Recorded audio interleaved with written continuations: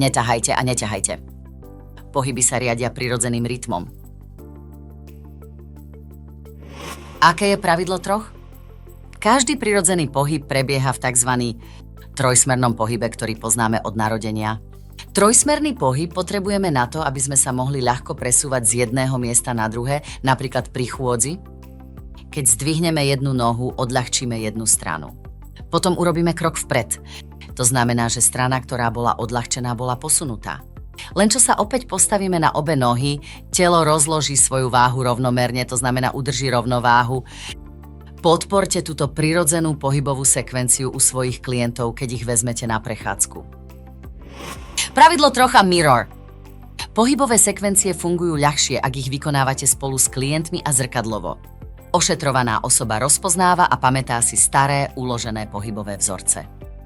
Pohyblivosť klienta sa podporuje a udržiava. Pre vás ako opatrovateľa to znamená pracovať spôsobom, ktorý je nenáročný na chrbát a šetrí energiu. Ako vyzerajú pravidlo troch a zrkadlo v praxi?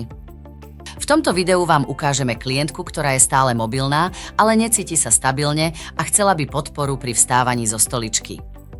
Opatrovateľka ju odráža tým, že jej tiež ohýba kolená, ako by sama sedela na neviditeľnom kresle.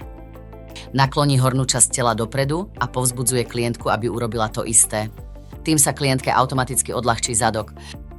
Následný pohyb je jednoduchý. Klient a opatrovateľka sa spoločne postavia. Rovnaký princíp sa uplatňuje aj pri sedení. Tieto pohyby môžete vykonávať aj ako cvičenie niekoľkokrát po sebe.